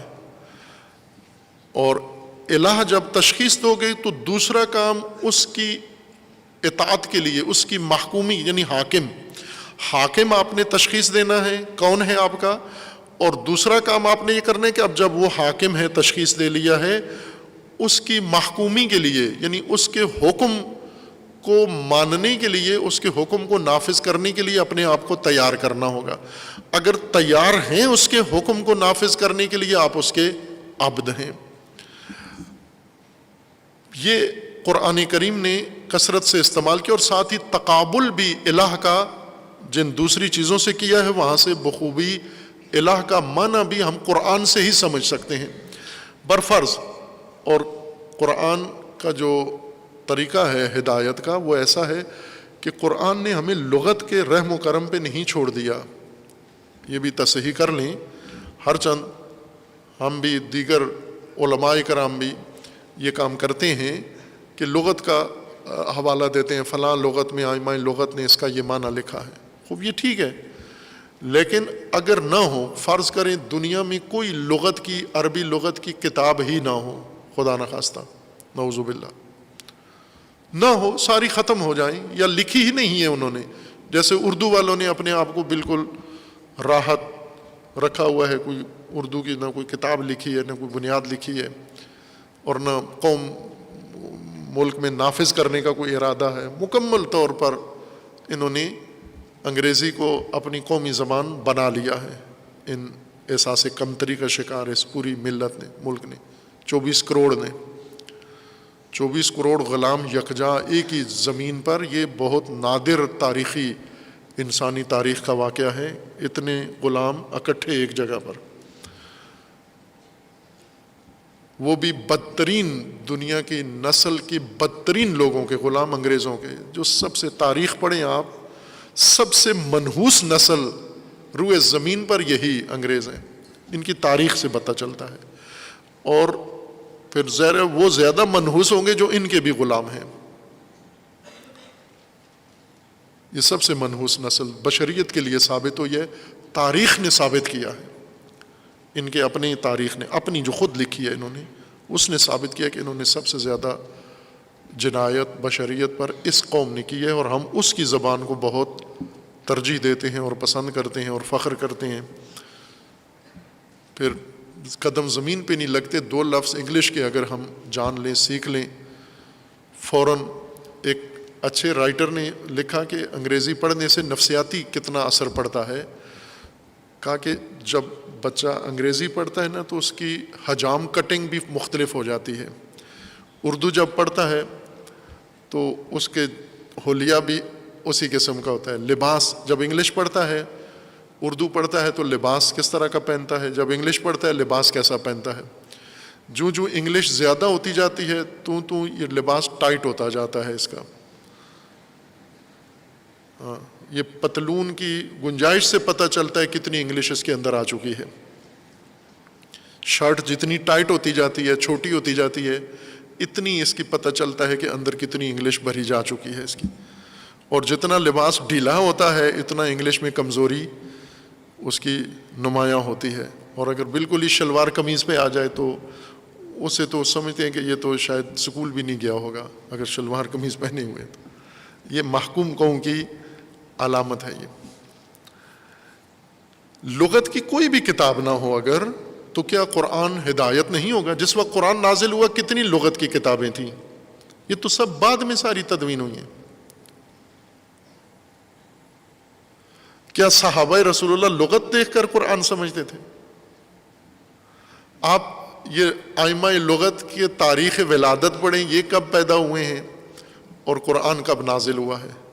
ایک علم ہے عروض کے نام سے، شاعری کے لیے ضروری سمجھا جاتا ہے علم عروض، جس کے اندر شعر کا قافیہ، شعر کا ردیف، شعر کا وزن. یہ ہمارے جو شاعر نوح لکھتے ہیں یہ ہر چیز سے آزاد ہیں، لغت سے بھی، زبان سے بھی، قانون سے بھی. یہ ایک ہی لفظ سے پورا نوحہ بنا دیتے ہیں، بابا بابا بابا بابا کر کے ایک لفظ تکرار کر کے پورا گھنٹے کا کلام بنا دیتے ہیں، شعر بنا دیتے ہیں.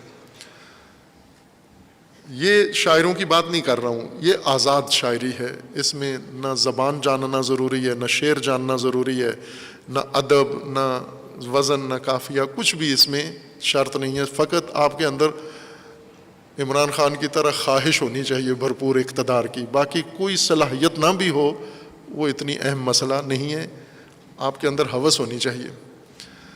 لیکن جو شاعر ہیں، واقعاً شاعر ہیں، فطری طور پر ان کے اندر یہ عروض الہامی علم ہوتا ہے، یہ پڑھنے سے نہیں آتا. لیکن بعضوں نے اس کے اوپر کتابیں لکھی اور سب سے معروف عروض نویس مصنف نحوی خلیل ہیں. خلیل نحوی، انہوں نے علم عروض کی بنیادیں رکھیں، بحریں لکھیں اور تعلیم دی. دوسرے شاعر نے اس کے بارے میں کہا کہ یہ جو خلیل نے بحریں لکھی ہیں، فاعلن، وہ شعر مجھے پورا اس طرح یاد نہیں ہے، فاعلن فعولن فاعلن اس طرح سے ہے، کلھا فضول. یہ شاعر خود لکھ رہا ہے کہ یہ بحریں جتنی بھی اس نے لکھی ہیں، 14 بحریں عروض کی، یہ سب کلھا فضول ھذا شعر الورا من قبل ان یخلق خلیل. کہا کہ یہ ورا کا شعر دیکھو کتنا فصاحت کے اعلیٰ درجے پر ہے، اس وقت یہ خلیل پیدا بھی نہیں ہوا تھا.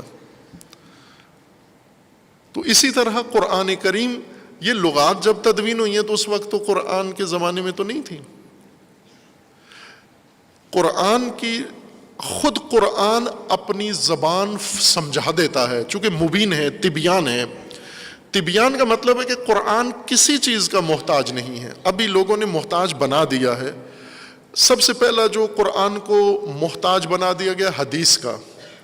قرآن حدیث کے بغیر نہیں سمجھا جا سکتا، اور حدیث سے ہی سمجھاتے ہیں. بھلے ایسی احادیث ہیں جو تفسیری احادیث کہلاتی ہیں، جو قرآن کی آیات کے متعلق ہیں، وہ مدد دیتی ہیں قرآن کو سمجھنے میں. لیکن یوں نہیں ہے کہ قرآن حدیث کے اوپر منحصر قرار دیا ہے کہ اگر حدیث نہ ہوئی تو قرآن کسی کے سمجھ میں نہیں آئے گا. دوسرا، قرآن محتاج ہو گیا ہے تفسیروں کا، مفسرین کا. یہ سابقہ مفسرین نے جو قرآن کی تفسیریں کی ہیں، اگر یہ نہیں ہوئی تو قرآن سمجھ میں نہیں آئے گا. اور تیسرا، قرآن محتاج بنا دیا گیا ہے کتب لغت کا.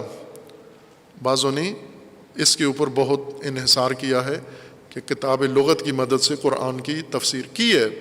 اتفاقاً اردو میں بھی بعض مفسرین ایسے ہیں جنہوں نے لغت کے سہارے قرآن کی تفسیر کی ہے، اور قرآن کو لے کے کہاں چلے گئے ہیں، یہ اب خود محشر میں جواب دیں گے کہ اللہ نے قرآن کہاں اتارا تھا اور کس مقصد کے لیے، اور یہ لغت کی مدد سے کہاں لے گئے ہیں قرآن کو۔ ایسے موجود ہیں، کچھ ابھی بھی ہیں، کچھ فوت ہو چکے ہیں، صرف لغت پر انحصار کیا۔ قرآن اپنی بات خود سمجھا دیتا ہے، خود قرآن اپنی بات سمجھا دیتا ہے۔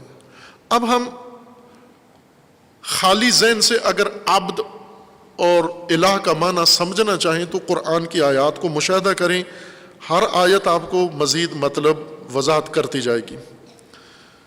سورہ مبارکہ بقرہ میں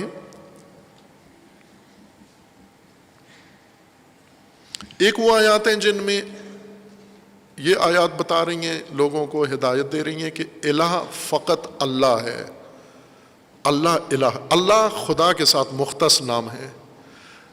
اللہ کئی چیزوں کا نام نہیں ہے، کئی لوگوں کا نام نہیں ہے، کئی سلاطین کا نام اللہ نہیں ہے۔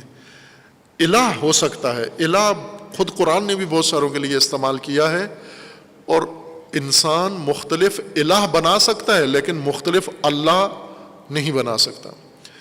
اللہ کو الہ ماننا ہے، اس مضمون کی بہت ساری آیات ہیں۔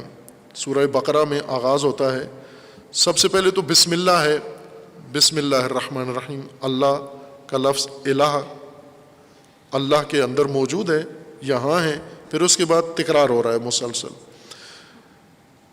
سورہ بقرہ میں ہے قالوا نعبد الہک و الہ آبائک ابراہیم و اسماعیل و اسحاق، سورہ بقرہ آیا 133 میں۔ قرآن کریم نے ایک دینی اسوہ خوبصورت پیش کیا ہے کہ آپ اللہ کی ہدایت لو اور اس طرح بننا ہے آپ نے، اور وہ اسوہ ہے حضرت ابراہیم خلیل علیہ الصلاۃ والسلام کا۔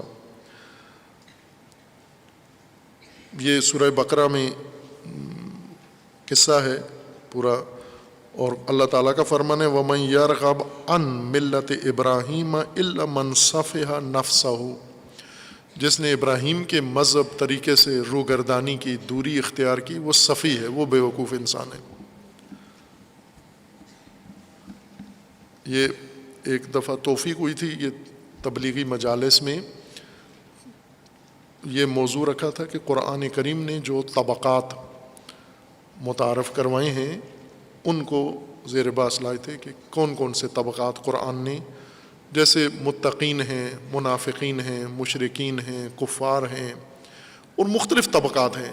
یہ ادھوری رہ گئی، بس آگے نہیں بڑھی، اس کو تکمیل کی ضرورت ہے۔ ان میں سے ایک طبقہ یہ سفہاء ہے، احمق لوگ، اور ان سے قرآن بچانا چاہتا ہے۔ سفیہوں سے امت کو، انسانیت کو خدا بچانا چاہتا ہے۔ اب پاکستانیوں نے خود احتیاط نہیں کی، سفہاء سے خدا نے نہیں بچایا ان کو، چونکہ انہوں نے خدا سے یہ مانگا ہی نہیں ہے کہ خدایا ہمیں بے وقوفوں سے بچا، لہٰذا یہ سفہاء سیاست میں، مذہب میں، حکومت میں، ہر شعبے پر سفہاء کا غلبہ ہے، اور یہ نسل سفہاء کے سائے میں پل رہی ہے۔ سفہاء کن کو کہتے ہیں؟ صفی اس کو کہتے ہیں جو راہ ابراہیم پر نہ ہو، طریقہ ابراہیم اس نے نہ اپنایا ہوا، وہ صفی ہے۔ کوئی بھی عورت ہو، مرد ہو، عالم ہو، جاہل ہو، وہ پنجابی ہو، سندھی ہو، بلتی ہو، گلگتی ہو، پٹھان ہو، پشتون ہو، کوئی بھی ہو، اگر حضرت ابراہیم کی راہ پر نہیں ہے، قرآن فرماتا ہے یہ احمق ہے، یہ صفی ہے۔ اور پھر کیا کریں سفہاء کو؟ تو نہ کہو کہ اتنے زیادہ ووٹر ہیں، صفی ہمارے ووٹر ہیں، صفیوں کو ملا کر صفیوں کو ملا کر ہم ایک تنظیم بناتے ہیں، بڑی پارٹی بنے گی۔ اتفاقاً سفہاء سے جنہوں نے جماعت بنائی ہے، بڑی جماعت بنائی ہے، اور جنہوں نے سفہاء کو چھانٹی کیا ہے ان کے لیے شدید مشکلات پیش آئی ہیں۔ امیر المومنین نے سفہاء کو چھانٹی کیا، فلٹر لگایا غربال، اور فرمایا کہ میں تمہیں فلٹر کروں گا۔ اس فلٹر میں سے سفہاء سارے نکل گئے، پیچھے جو رہ گئے بہت مٹھی بھر، ان کے ذریعے سے کوئی کام آگے نہیں بڑھا۔ اس کے بدلے میں امیر شام نے سارے صفحاء جمع کر لی، ایسی کشش پیدا کی، صفی امیر المومنین کے گھر سے نکلتا کوفہ سے سیدھا شام پہنچ جاتا، اور وہاں بڑا جمع غفیر لگ گیا، وہاں پر صفحاء کا ایک پورا امت صفحاء بنا لی اس نے۔ وَمَن يَرْغَبْ عَن مِلَّةِ إِبْرَاهِيمَ إِلَّا مَن صَفِيَ نَفْسَهُ وَلَقَدِ اصْطَفَيْنَاهُ فِي الدُّنْيَا وَأَنَّهُ فِي الْآخِرَةِ لَمِنَ الصَّالِحِينَ۔ انتخاب کیوں کیا گیا ابراہیم کا، اس کی وجہ بتائی جا رہی ہے، اور آپ کو راستہ بتایا جا رہا ہے کہ اگر آپ بھی چاہتے ہو کہ اللہ آپ کو چن لے، حضرت ابراہیم کی طرح انتخاب ہو جائے آپ کا اللہ کی جانب سے، تو یہ اسوہ ہے، یہ پیٹرن ہے۔ وَوَصَّى بِهَا إِبْرَاهِيمُ بَنِيهِ، ابراہیم نے اب اپنی اولادوں کو وصیت کی۔ کیا وصیت کی؟ وَيَعْقُوب، ابراہیم اور یعقوب دونوں نے، یا بنی، یا اے ہمارے بچوں، ان اللہ اصطفیٰ لکم الدین فلا تموتن الا وانتم مسلمون، اللہ نے تمہارے لیے دین مقرر کیا ہے، اسی پر مرنا۔ ام کنتم شہداء اذ حضر یعقوب الموت اذ قال لبنیہ، وہ ابراہیم کی وصیت تھی، پھر جب یعقوب کا وقت آخر آیا تو انہوں نے بھی کہا، قال لبنیہ، انہوں نے اپنی اولاد سے کہا، اے بچوں، ما تعبدون من بعدی، کس کی بندگی، محکومی، اطاعت کرو گے؟ قالوا نعبد الہک و الہ آبائک ابراہیم و اسماعیل و اسحاق الہ واحد ونحن لہ مسلمون۔ الہ کیا کرو گے میرے بعد؟ الہ کیا، کون ہوگا تمہارا؟ ان کا وہی جو آپ کا الہ ہے، آپ کے آبا کا الہ ہے، ابراہیم کا الہ ہے، اسماعیل و اسحاق کا الہ ہے، وہی ہمارا بھی ہے، اور الہ واحد ہے، اور ہم اس کے سامنے تسلیم ہیں۔ سورہ بقرہ میں ہی آیا، چند آیات اس مضمون کی مشاہدہ کرتے ہیں، باقی دوسرے مضمون کی۔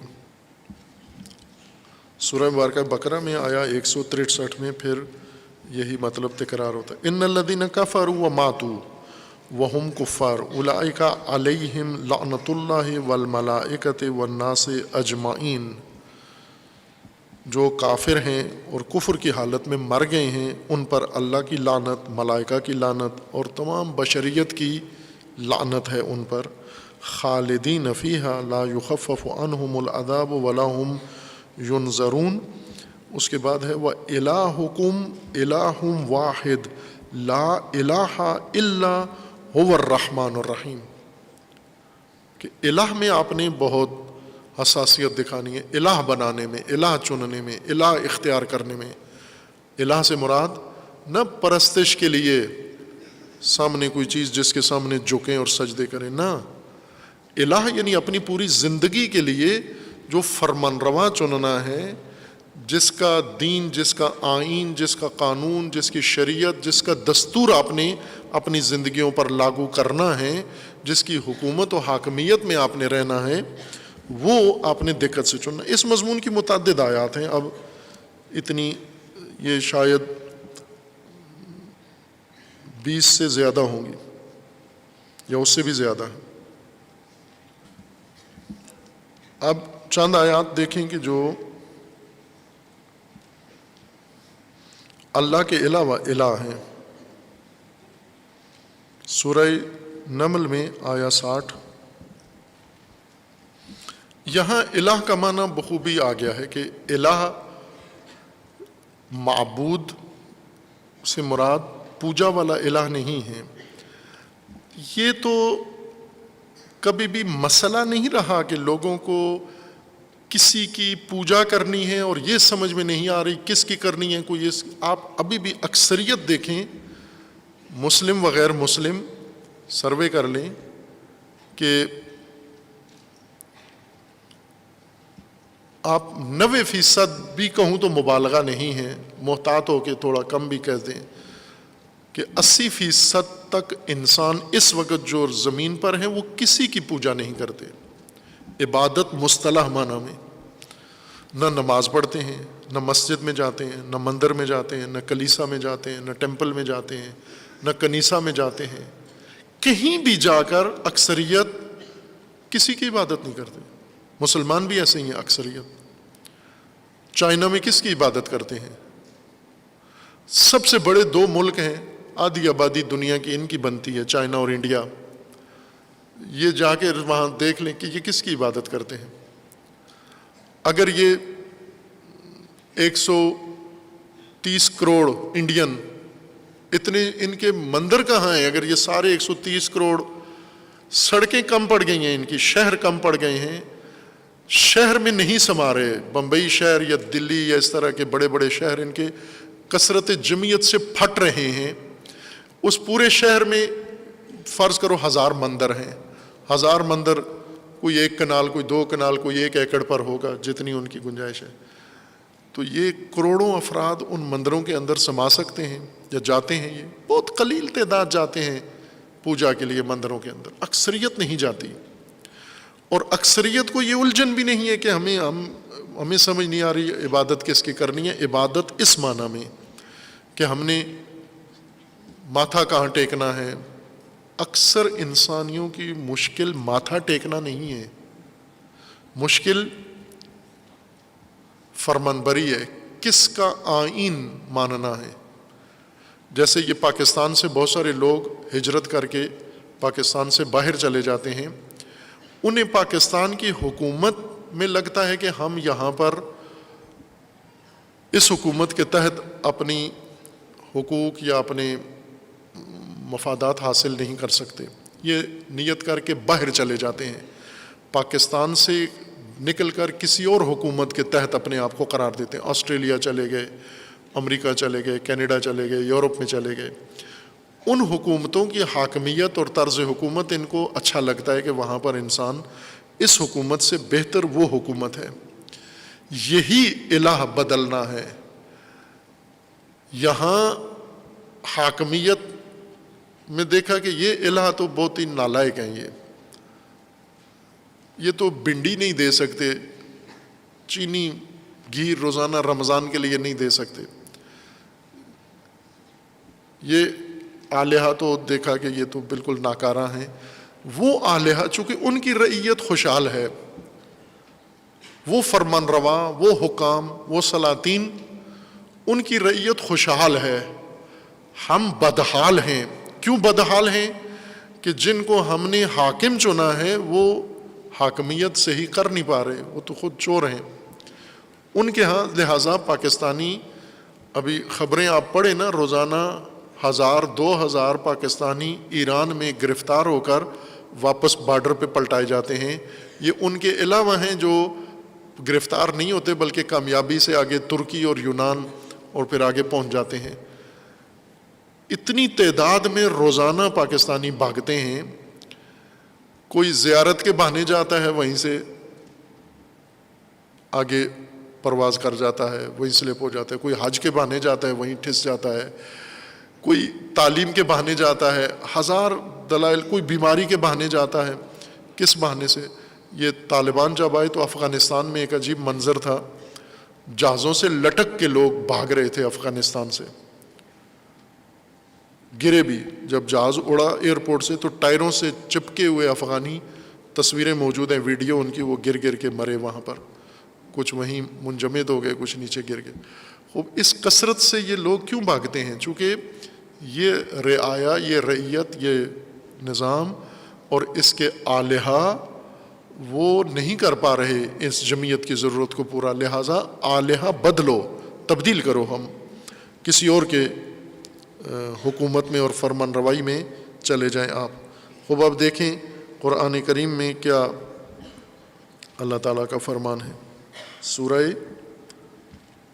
نمل کیا آیا بتائی تھی؟ آیا 60 میں. امن خلق السماوات والارض. الہ چنتے ہوئے پہلے شرائط دیکھ لو حاکم کی، کون حاکم ہو سکتا ہے. زمین و آسمان، یہ کائنات کس نے بنائی ہے؟ پاکستانیوں کا کیا خیال ہے؟ نواز شریف نے، زرداری نے، یا عمران خان نے؟ کائنات کس نے بنائی ہے؟ امن خلق السماوات والارض وانزل لكم من السماء ماء فانبتنا به حدائق ذات بهجة ما كان لكم ان لا تنبتوا شجرها۔ خوب یہ زمین کس نے بنائی ہے؟ آسمان کس نے بنایا ہے؟ بارشیں کون نازل کرتا ہے؟ زمین سے سبزہ کون اگاتا ہے؟ یہ سب کون کرتا ہے؟ خوب الہ مع اللہ، کیا اللہ کے مقابلے میں الہ؟ الہ مع اللہ، اللہ کے ساتھ دوسرا کوئی متبادل فرمان روا، یہ کام کون کرتا ہے؟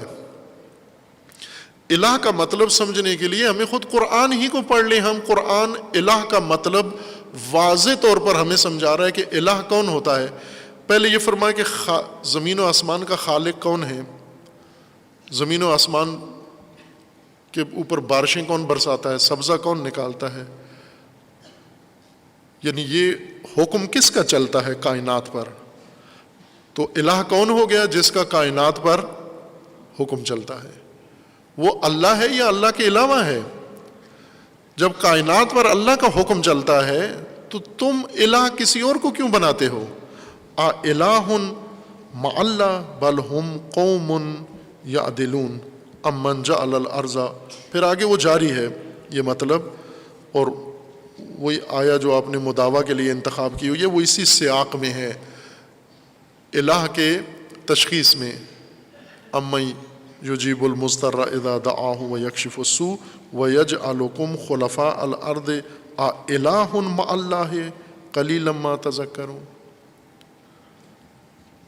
تمہاری حاجت روائی کون کرتا ہے؟ تمہیں یہ شفا کون دیتا ہے؟ تمہاری اضطرار میں بات کون سنتا ہے؟ اور پھر جب الہ کا وقت آتا ہے تو طاغوت کو اپنا الہ مان لیتے ہو جا کر۔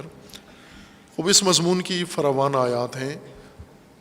بسم اللہ الرحمن الرحیم، اللہ کے نام پر، اللہ کے نام کے ساتھ زندگی گزارنی ہے۔ اللہ کے نام پر سکہ اللہ کا چلے گا آپ کی زندگی میں، نظام اللہ کا، قانون اللہ کا، حکم اللہ کا، فرمان روائی اللہ کی۔ اللہ کون؟ نہ معبود بمعنی پوجا جس کی جائے، حاکم، فرمان روا، فرمان روا کے نام پر، فرمان روا کائنات کے نام پر، حاکم مطلق کائنات کے نام پر انسان کی زندگی کا آغاز ہے، شروع ہے۔ انسان کی زندگی کا نظام بسم اللہ الرحمن الرحیم۔